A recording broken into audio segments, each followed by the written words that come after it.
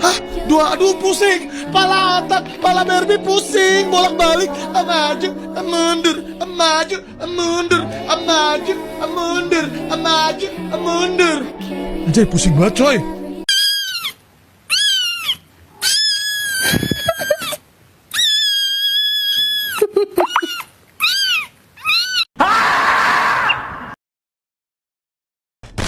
First blood.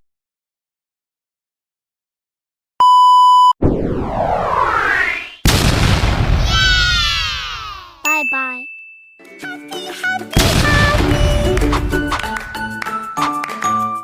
Ditonton sampai selesai ya? Kalian belajar apa? Kok bisa seselis itu?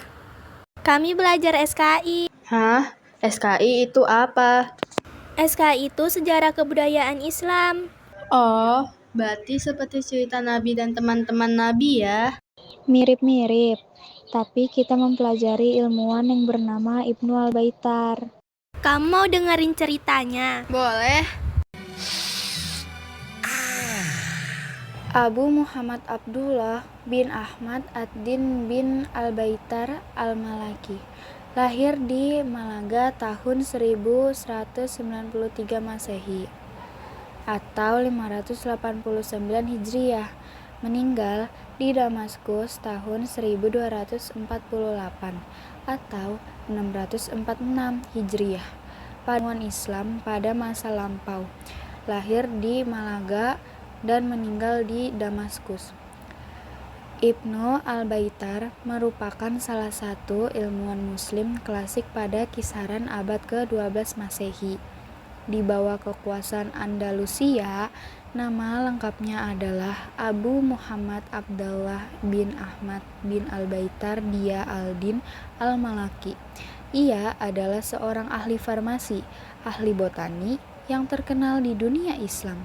Saat masa kecil pun beliau sudah tertarik dengan tumbuh-tumbuhan hingga 1224 Masehi. Al-Baitar bekerja pada Al-Kamil yang saat itu menjabat sebagai gubernur Mesir tahun 1227 Masehi.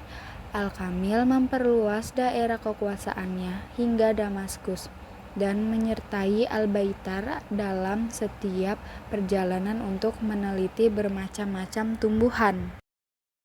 Dalam bidang kedokteran, botani, dan farmakologi, Al-Baitar melakukan perjalanan luas untuk mengumpulkan pengetahuan tentang tanaman obat-obatan, dan karyanya mencakup informasi tentang ratusan tanaman yang digunakan dalam pengobatan pada saat itu.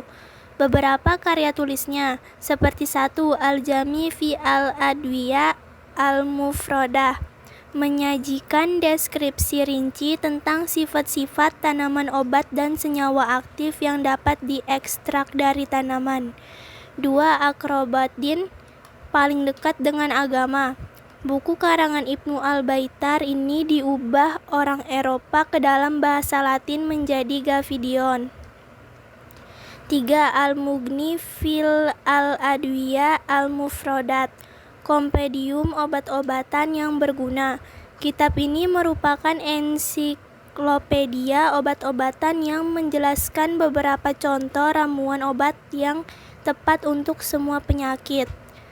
Kitab ini memuat menguraikan ramuan untuk sakit kepala, telinga, mata, kosmetik, demam, penangkalan racun, dan obat-obatan yang sederhana. 4 Makalah fi al-Limun. Temuannya dalam mendukung perkembangan ilmu farmasi dan botani yang dicatat dalam Al-Jami fi al-Adwiyata al-Mufradat.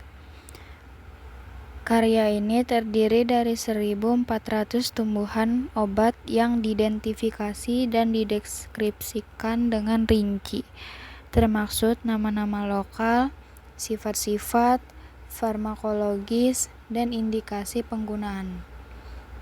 Dari sekian banyak ramuan obat yang disajikan dalam kitab tersebut, 300 ramuan obat merupakan murni penemuan Ibnu Al-Baitar melalui penelitian panjang. Karya Ibnu Al-Baitar juga menjadi sumber penting bagi para ilmuwan Eropa dalam pengembangan ilmu farmasi dan botani. Selama masa hidupnya, Ibnu Al-Baitar juga aktif dalam memperkenalkan inovasi dalam pengobatan, seperti penggunaan salep obat dan metode ekstraksi. Meskipun Ibnu Al-Baitar meninggal pada 1248, warisan ilmiah dan kontribusinya dalam bidang farmasi, botani, dan pengobatan masih dihargai dan diakui sampai saat ini. Karya fenomenal kedua Al-Baitar adalah kitab Al-Mughni fi Adwiya Al-Mufrada, yakni ensiklopedia obat-obatan. Obat bius masuk dalam daftar obat terapeutik, ditambah pula dengan 20 bab tentang beragam khasiat tanaman yang bermanfaat bagi tubuh manusia.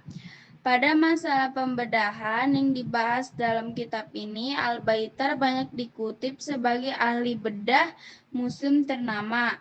Abul Qasim Zahrawi, selain bahasa Arab, Baitar pun kerap memberikan nama Latin dan Yunani kepada tumbuhan, serta memberikan transfer pengetahuan. Kontribusi Al-Baitar tersebut merupakan hasil observasi, penelitian, serta pengklasifikasian selama bertahun-tahun, dan karyanya tersebut di kemudian hari amat mempengaruhi perkembangan ilmu botani dan kedokteran baik di Eropa maupun Asia. Meski karyanya yang lain yakni kitab Al-Jami baru diterjemahkan dan dipublikasikan ke dalam bahasa asing, namun banyak ilmuwan telah lama mempelajari bahasa-bahasaan dalam kitab ini dan memanfaatkannya bagi kepentingan umat manusia.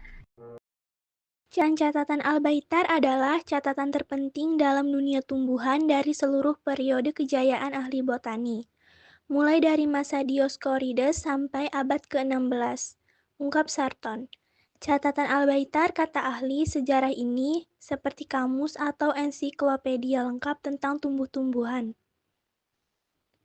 Kontribusi Al-Baitar tersebut merupakan hasil observasi, penelitian serta pengklarifikasian selama bertahun-tahun, dan karyanya tersebut di kemudian hari amat mempengaruhi perkembangan ilmu botani dan kedokteran baik di Eropa maupun di Asia.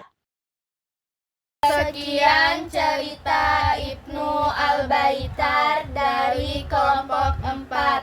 Terima kasih telah mendengar dan mohon maaf jika ada salah. Wassalamualaikum warahmatullahi wabarakatuh.